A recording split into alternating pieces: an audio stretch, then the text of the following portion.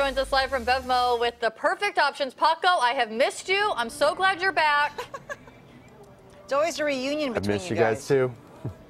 All right, so obviously, well, Sorry, maybe what? not obviously. Are we talking whiskey? Some of it's whiskey, some of it's beer. I got a little bit of everything for everyone here. Probably one of the best deals in the house right now is Jameson Irish whiskey. Something that's probably going to be, you know, everyone's at least going to have a shot of this today, hopefully. Will you sell out of right that? now we have it on sale for $17.99. It's a great price. We have in the past, and last year was a really scary year for us. We actually sold out of Guinness here in the store, so we made sure we had enough this year. Oh my gosh, that's crazy. Yeah, it gets pretty crazy out here. Now, what's that whiskey right next to it? Something a little nicer. Redbreast is a copper pot distilled whiskey. It's from a single pot still. You're getting a fuller flavor. It's not going to be a blended whiskey. You're going to get a really pronounced barley, honey, heather finish, very floral, very nice. And to the left of that, even nicer if you're looking for a great nightcap and you don't mind splurging a little more, yellow spot. This is finished in 3 different barrels. You have a bourbon barrel finish as well as Malaga and sherry cask. You get this really pronounced sweet raisin, hints of clove, very honeyed, very delicious. How much does that one cost? It's definitely one of my go-tos.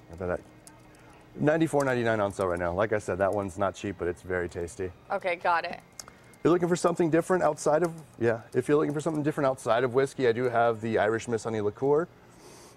Whiskey's not your thing. Well, this is sweetened up with quite a bit of honey and heather. Definitely a nice sipper on its own. Even better, get some tea and add some lemon to it with a shot of this, and you'll be set. Now, Bailey's will be big for people who have already started drinking this morning. You put that in coffee?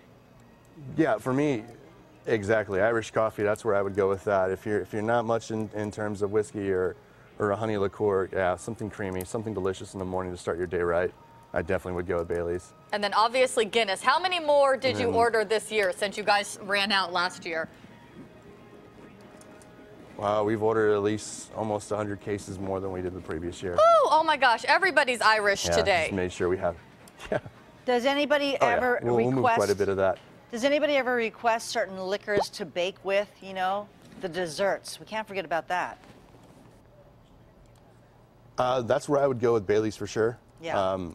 People tend to use Jameson or Guinness if they're making like corned beef or cabbage, you know, something like that. They're going to add to it. Right. But baking, definitely Bailey's. That is really good in cheesecake. Sounds good. Thank you, Paco. Outside of that, go ahead. Outside of that, what? Oh, you're welcome. Oh well, after that, I don't know. I'm not a proponent of green beer. I'd rather have a beer with flavor. So when it comes to beers, either the bottle Guinness or the regular Guinness. If you're used to the original taste of Guinness, stick with the draft cans. The bottles don't have a widget like they used to in the past, so you get a more roasty taste to it. So if you like a little more of that coffee roasty finish, go with the bottle. If not, go with the creamy goodness of the nitro cans.